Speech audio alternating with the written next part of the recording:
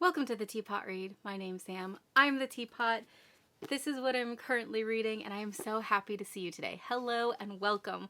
Welcome back if you're returning, and welcome if this is your first time here. It's so nice to see you. I'm going to be honest, I don't even know if I'm using this word correctly or even if it is a word. I've seen queer normative, I've seen queer norm, I've seen them used interchangeably. I've always just said queer normative, and if you don't know what that means, it is kind of the reverse of heteronormative, which is probably the society you live in, which is just that the default for a lot of people's assumptions, for society's assumptions at large, is that people are heterosexual, which is not the case, and that shouldn't be like the default.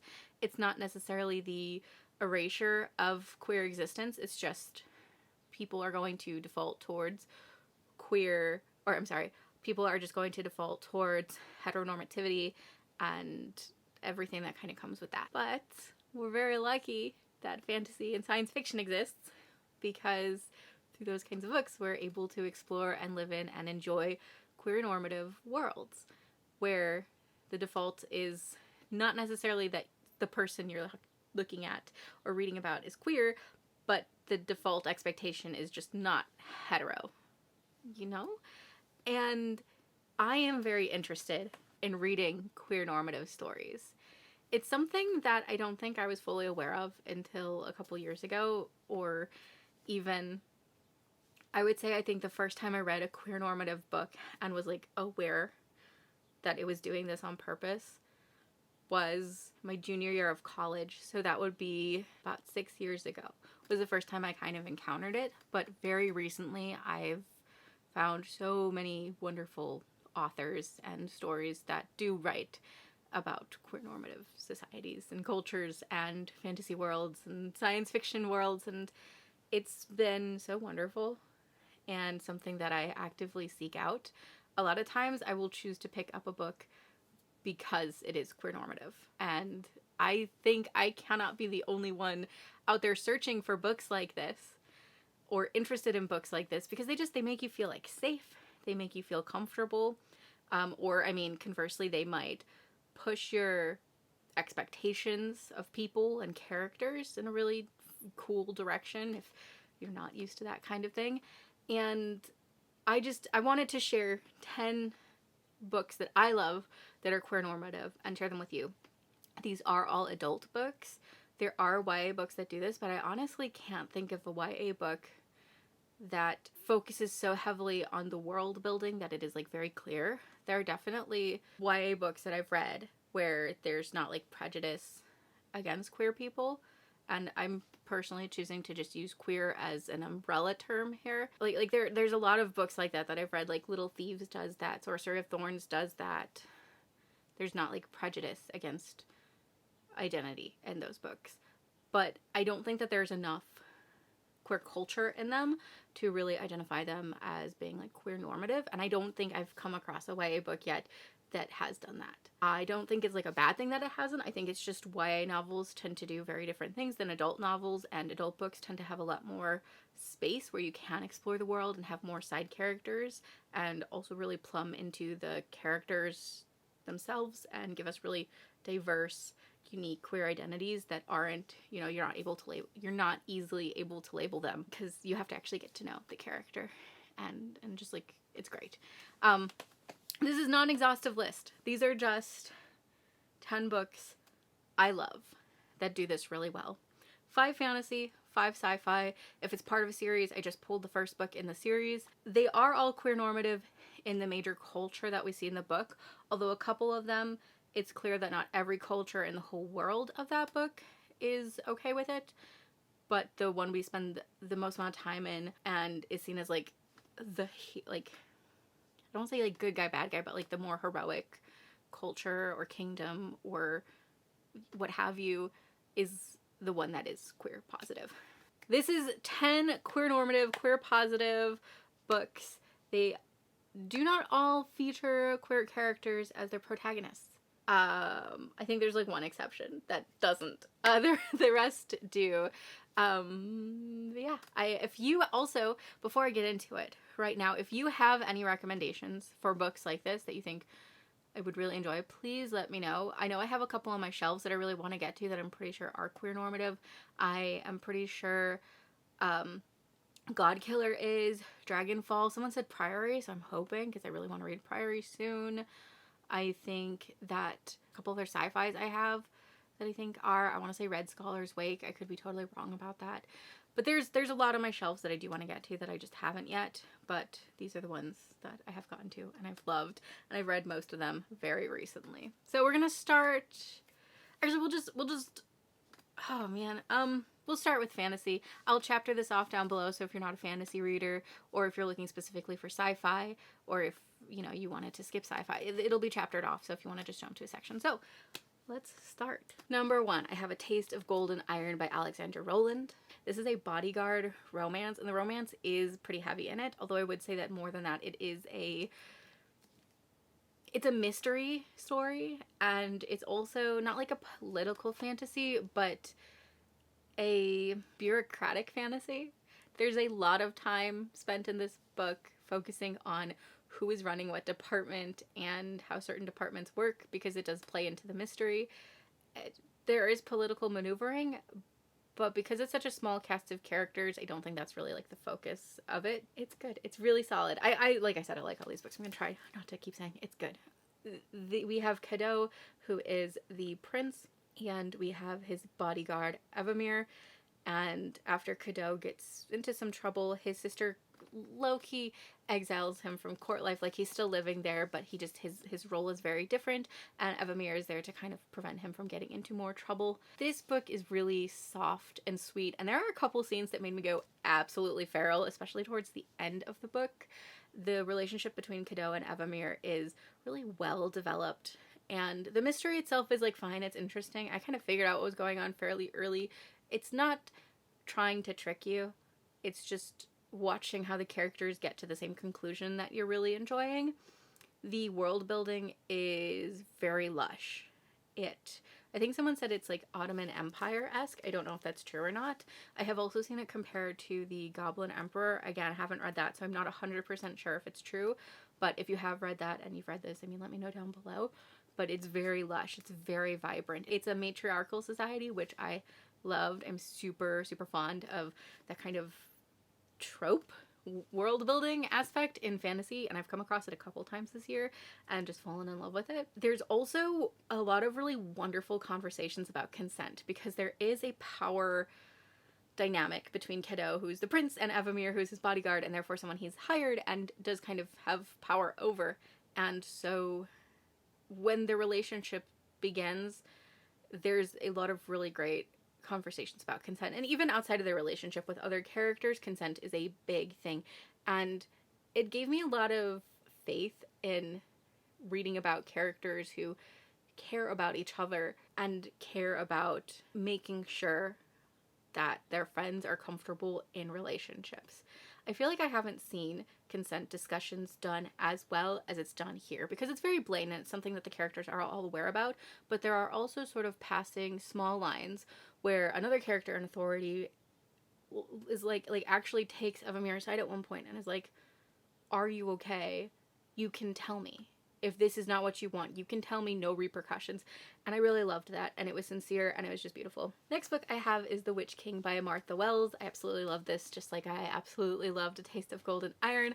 This one is one of the books on this list that the main culture, and I would say most of the main cultures, are queer normative. There are some heteronormative cultures, and there's actually a lot to do in this book with gender identity. This is a really hard book to describe, so I'm going to do it in the most common fashion, although I feel like that's not a great description for this book, which is basically that Kai wakes up, he has been trapped, buried alive, more or less, underneath some water, and he doesn't know who did it or why, but when he escapes, he has to find his friends. He is a basically immortal witch king, demon prince, and yeah, he wants to figure out what the fuck is going on. We also get flashbacks to basically the resistance against a group called the Hierarchs, who came and just decimated this world. I talk a little bit more about this book, and I think a little bit of a better description in my best books of the year so far. So spoiler alert, it is on that list. This is a really angry book. it is a really sad book, and it is also a really hopeful book. Like I said, there's a lot of like body and gender coolness going on in this book. Like the body and someone's gender and identity are so, I don't want to say fluid necessarily, but they can be. But there's this divorce between the physical aspect of someone and the more true aspect of someone. Kai is a demon, and he has a demon body in the Underearth at one point.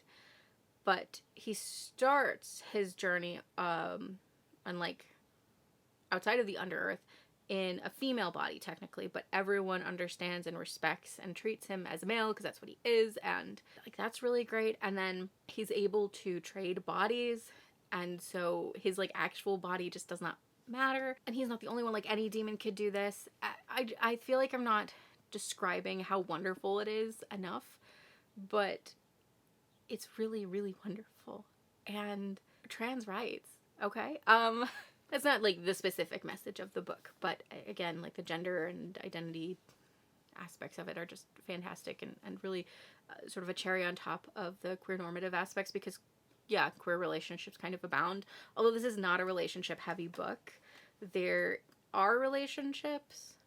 We're really focused on sort of hinge points in the timeline of this world in this book, so it's much less about romantic ties and more platonic ties and the ties we hold to our history and the history of our land and our world.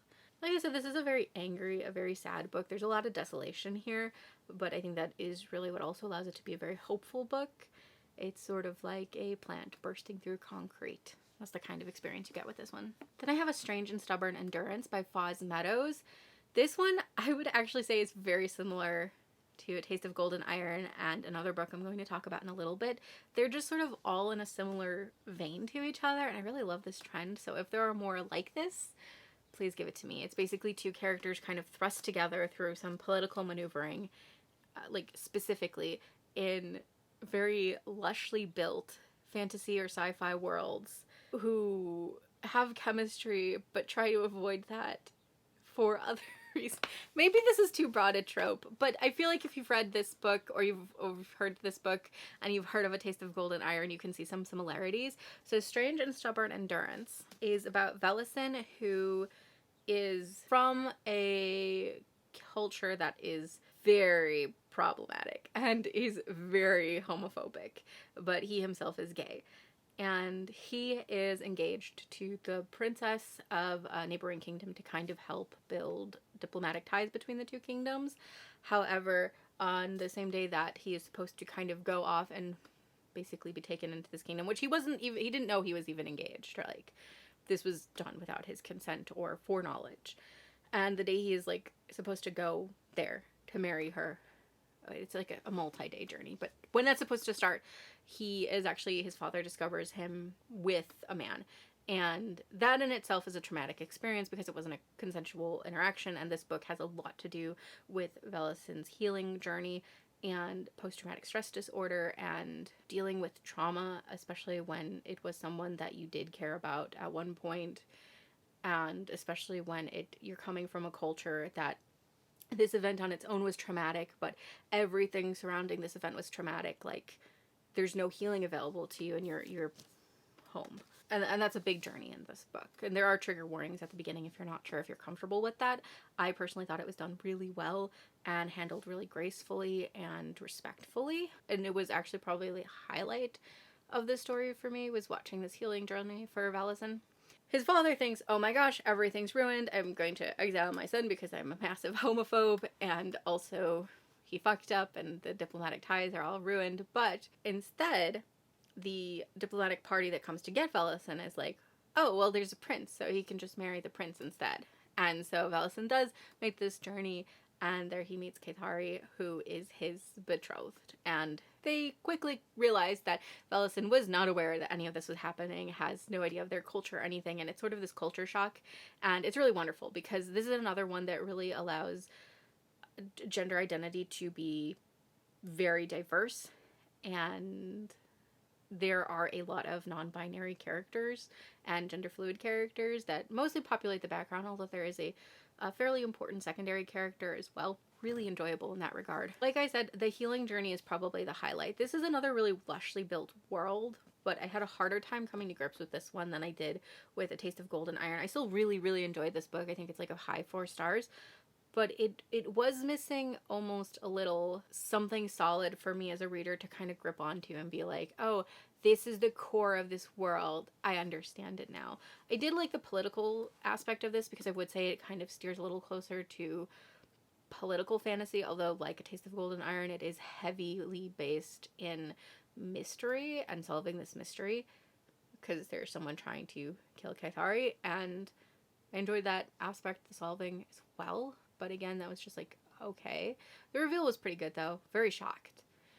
What this one has kind of above most of the other fantasy books on this list is that it is a series. It's a trilogy, I believe, and the second book comes out later this year, and it's not just a trilogy, but it actually focuses on the same couple. It's not just like a one-off. I feel like that is a trend in adult fantasy that especially focuses on like gay relationships or Achillean relationships, where it's like, can we just follow them for multiple books, please? I don't want to keep being introduced to new characters. I want to watch how a relationship develops. And when it's put, not necessarily like to stress where they break up, but stress where they have to grow together. So yeah, I'm really excited for book 2 and this coming out in, I think, late November, early December. I will be reading it like immediately. Then we have Kushiel's Dart by Jacqueline Carey. This is sort of the mold for romantasy. This was originally published in 2001. So it's almost a little more exciting in that regard that it is so queer positive. This is another one where it's not the entire world. It's really just our hero kind of countries. And this one, we don't get to explore necessarily all of them. There are 2 that I'd like to know more of that I think do probably hinge towards more queer normative than heteronormative, but I'm not sure because they're probably going to be explored in later books. But Terre-d'Ange, which is where Phaedra is from, definitely is. And I mean, their whole, what is it, they call it a precept, is this rule they all live by there is love as thou wilt, and they do. And it's really interesting to read about a culture where, you know, not only is there no like shaming about who you're with, but there's also not really any kink shaming. There's no shame at all for love of any kind. And that was really nice. There are weddings, but there's nothing to make you feel like the wedding has to be monogamous. There are characters who are in multiple relationships. I don't think we see a true poly relationship, but we see a lot of open relationships, and we see just a lot of like freely given love. This one also has trigger warnings. I would say maybe take a peek at those before you give it a try, but I absolutely loved this. This is a political fantasy. I would say it's very much in the vein of George R.R. Martin, though it's not grimdark at all. There is violence, but it's not really on the page. It is really focused on Phaedra, who is trained to be a servant of Nama. She is a prostitute, but she has been given a gift by Kushiel. She's been given a Kushiel's dart, as they call it. And that basically just means she experiences pain as pleasure. That doesn't mean that she cannot differentiate pain. Like, she can be hurt and she can experience pleasure without pain, but there's a close tie between the two for her. It's really interesting. I wasn't sure how that was going to be written, but again, it's done very gracefully, and I don't want to say respectfully, because that's not the right word, but very carefully. You know, it's not just, let's hurt Phaedra for the sake of an erotic scene. It's like proper-ish BDSM relationship and interactions when it's consensual. There's another one that really heavy on the the consent aspect of relationship, which it has to be. There are a few things in here that I did not love. There is a relationship between 2 side characters, one being much younger, and a weird power dynamic, although I think we can kind of suspend our disbelief and judgment because it is such a consent-built world, and neither of the characters would engage in this relationship. and they're both adults at the time, but neither of them would have engaged in it if the other wasn't 100% okay with it. And it does all it can not to be predatory. If this was the real world, I would still say it's hella predatory. But changing your mindset to kind of fit into the terre d'ange world, it probably isn't. It's still very weird to me as a reader, but I think it's okay. I think I can suspend myself a little bit. But there are a couple little things that just didn't 100% vibe with me. I did love the political maneuverings. I was genuinely shocked at things in this book, and I think that's why I feel like it skews very close to George R.R. Martin's writing, because things will just happen. That you're like, I thought this character was being built up to be a major character throughout probably the series, but you're killing them off now? Or, oh, I thought this was going to be a reveal in 2 books, but we're revealing it now? How does that affect things down the line? I have books 2 and 3 and I cannot wait to pick them up. I assume we're going to just watch Phaedra travel continuously, which, side fun fact, it's just Europe. This is just a map of Europe. It's just fantasy Europe, but I'm not mad at it. Not the most diverse thing, but I'm not mad at it. And the final fantasy I'm going to show you is The Unbroken by C.L. Clarke. Now, I am 90% positive this is a queer normative book. There is some sort of heckling from side characters about a certain relationship, but I think that has more to do with the power dynamic there and who the 2 people are to each other, and not the fact that it's a sapphic relationship. Because there are other sapphic relationships in this book, and I think it's queer normative. I could be wrong, but reading it, I got that vibe. Now, I'm not the best at reading for details, so if I'm wrong, please tell me. It's still a really good book, even if it's not. This is... I really want to read The Faithless. I've been putting it off because I enjoyed this so much. This is sort of a political fantasy. It's actually, I would say it's split between political fantasy and sort of uprising fantasy. It's, interestingly enough, also like French-based, just like Kushil's Dart, although this is France as the colonizer. And I think it's based off of actual historical, not like a historical moment or one culture, but yeah, C.L. Clarke says when she's not writing or working, she's learning languages or reading about war and post-colonial history. Also, you should totally follow her Instagram. Just saying. And so it feels very much like it is a colonized culture rising up and taking back what's theirs. And that's a large part of the story. There's a rebellion movement, and I think this is my favorite rebellion movement I've read in a couple years. It is just so well thought out. Not necessarily the movement itself, but like the actual effects of it, good and bad, because ultimately it's, destroying one government that, yes, was completely taking control of another country, of another people without their consent, and that's not good. I'm very anti-colonizer. This does do a good job of showing that it's not just like we took back what is ours, easy fix, let's just flip everything, because that's not how it works in the real world. And I like that we get to see sort of the consequences of that as well. Not that it's a bad thing, just that it isn't rainbows and starshine. I also really loved the descriptions of fashion in this book. One of our 2 protagonists is Luca, and she's a princess. And anytime we got Luca chapters, we probably got fashion, and I was living for it. Absolutely 100%. I'm not a visual reader most of the time, but the way it was described in here, just... chef's kisses. So good. So good. I do think the ending was a little rushed, personally, but it is a trilogy, so we got time to sort of explore and live in this world. Didn't really tell you what it's about. Terrain is a soldier working, she was taken from her home and trained as a soldier for the colonizer, and Luca is a princess, and Luca and Terrain sort of paths across. And Luca really wants to make change, but not necessarily like concede to the rebellion. She just wants to show that she can be a princess, and she uses Terrain to sort of be her go-between for rebellion movements. But the rebellion movements kind of grow out of Luca's control very quickly, and people don't necessarily respect Luca, and Terrain doesn't really fit necessarily into either world that she has been a part of. Really complex relationships here. Really loved this one. Moving on to science fiction. First off, we have The Stars Undying by Amory Robin. This book snuck out of nowhere and just basically grabbed me by the shoulders and shook me around and said, "You fucking love space, Cleopatra." And I said, "Yes, sir, I do." This is I don't think space opera is the right term. It's a sci-fi retelling, reimagining of the lives of Cleopatra, Caesar, Julius Caesar, and Mark Antony.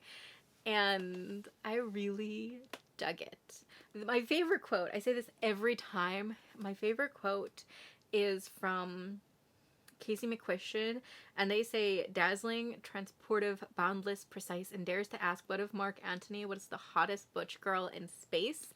And I feel like that's all you really need to know about this book, but I am going to tell you a little bit more. We focus a lot on Cleopatra. She is basically trying to wrest control from her sister for her planet because she believes she is the rightful ruler of it, and she basically enlists the help, through the bedchamber of Julius Caesar. But we also focus on Caesar a lot, and he has a lot of good intentions, but he also has a big idea about himself, and he kind of wants to be a god. Cleopatra has access to her god through a memory chip thingy. It's actually really cool. Electilo. I did not know how I was going to vibe with him, but I vibed with him so hard, actually. This book's highlight is the writing. It is stunning. It is electric. I felt so stolen in by this book and the writing. It was hard not to be reading it. It's just phenomenal. And I cannot wait to see what else Emery Robin writes. It's going to be a trilogy, I think. And I can't wait for the rest of this trilogy for a lot of reasons, but I also just cannot wait to see what Emery Robin writes throughout their career. And I'll love everything, probably. I'll just love everything. This is the sci-fi book that convinced me I could like sci-fi. I had read Locked Tomb before this. And I'd read other sci-fi books before this, but this is the one that made me think, no, give more sci-fi a chance. And I'm very grateful for it. Then we have probably the only book on this list that does not actually focus on a queer protagonist. I'm pretty sure. I could be wrong. I haven't read this whole series, so I could be wrong.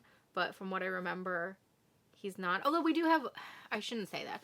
We have a lot of characters. It is a huge space opera, sprawling story, but the one character that we see the most of, I think he's a narrator in every book. He is straight, I think. Could be totally wrong. Forgive me if I'm wrong. I am talking about the Expanse series by James S.A. Corey. I have here Leviathan Wakes.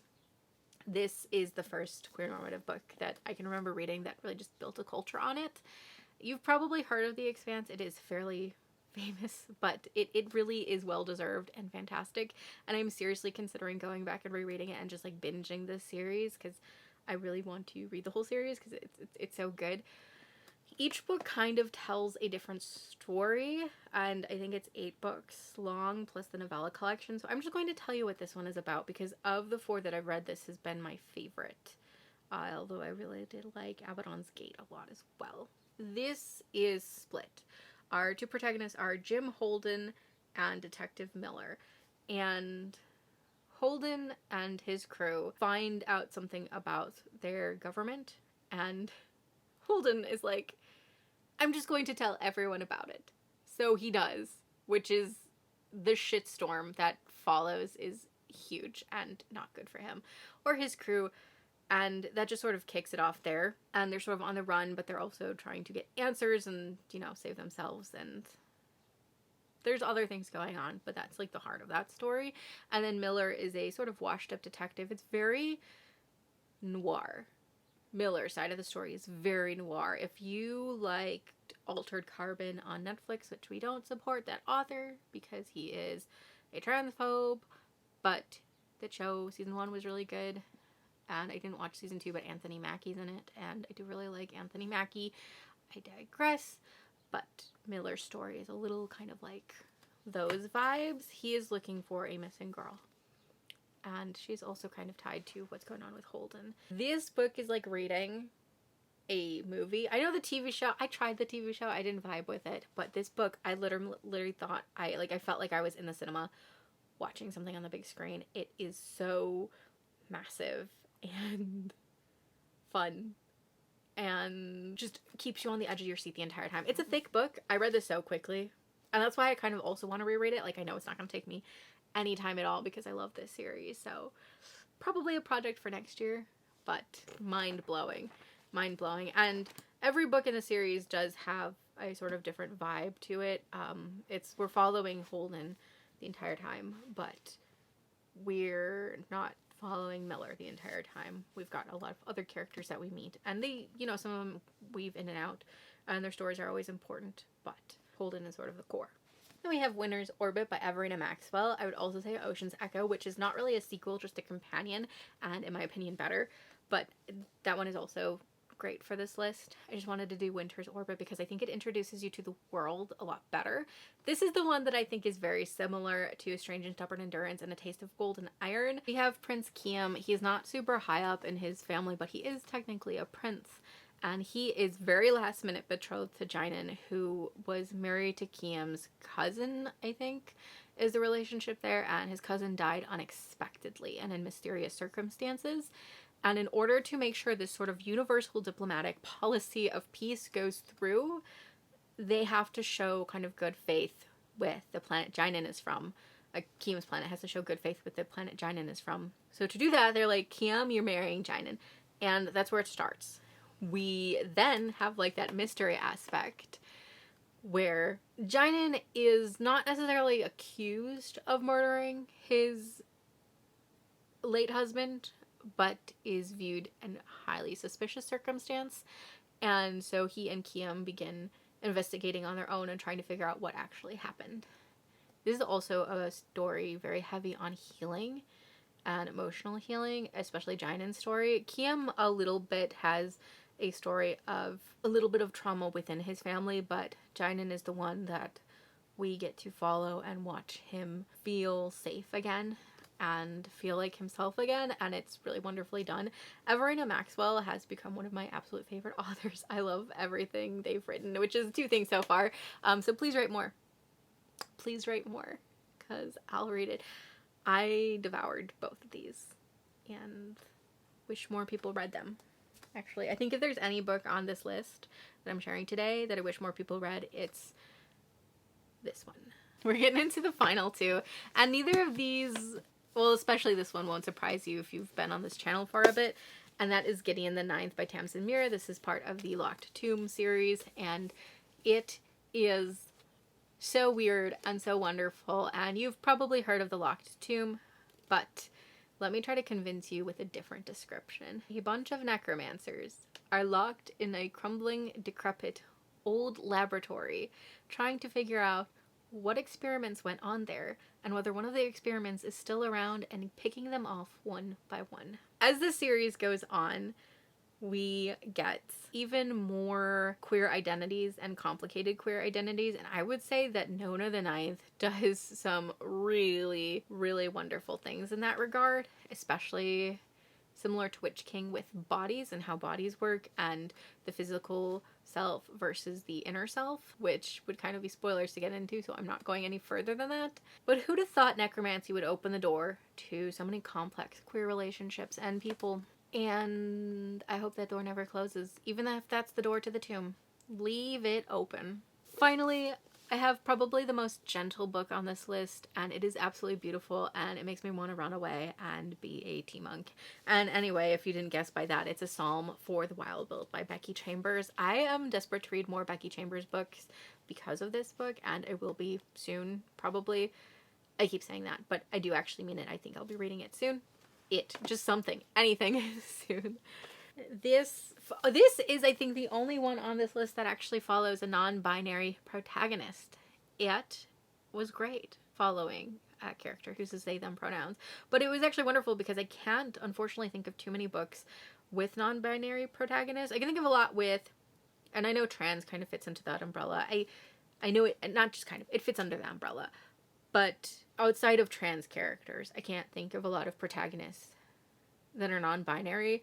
My other one that I can think of is Remy from Sylvander Nightfall, which he definitely counts, but that's not like a main focus of it. It is a little bit at the beginning, but not really. And it's not like a focus of this one either, but it just really puts it in your face. And as a reader, it was a sort of moment of having to sort of rewire my brain. And as soon as it did, I mean, it clicked. I was like, yeah, I get it 100%. But I liked that, not shock, but that moment of, you know, self-reflection, like, they, them. Got it. Okay, cool. This is about sibling Dex, who really wants to hear crickets.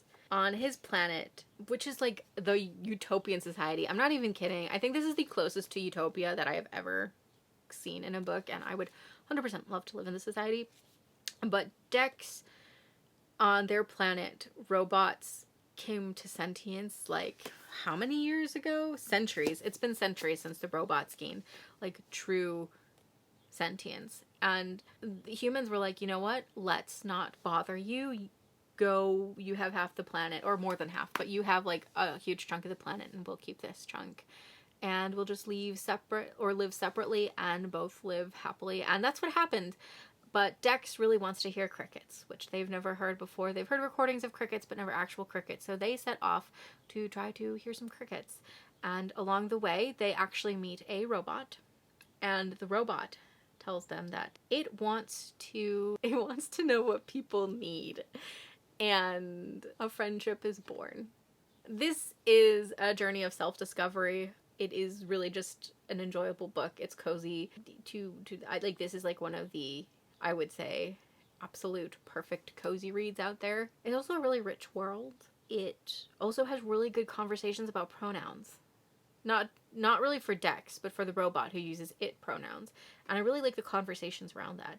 This is one of my favorite books to recommend to people in general, and it's really short. It's a novella. It's 2 novellas. They read so quickly. I think I read them each in one day, and I wish I could go back. I wish there were full-length novels. I wish there was a video game. I wish there was a cozy video game that I could play around in this world. I'm not kidding. That sounds wonderful. Those are my recommendations. Those are 10 queer normative and queer positive books that I think you should be reading. Even if this isn't necessarily something you were seeking out before this video, hopefully I've convinced you to read some of these, or at least one of them, because they are really fantastic books in their own right, like objectively, outside of anything else. They're all really well written, they're all really engaging, and they're full of really fun characters. And I loved all of these 100%. Like I said, if you have recommendations for books similar to this, please drop down below because I really want to know. Thank you for watching. Thank you for being here. And if you're a subscriber, thank you so much for subscribing. It means the world to me to know that you are listening and that you're interested and that I'm not alone. Thank you. If you're somewhere cold, I hope you're staying warm. If you're somewhere warm, I hope you're staying comfortable. And most of all, I hope you're reading a great book. I will see you guys next time. Bye.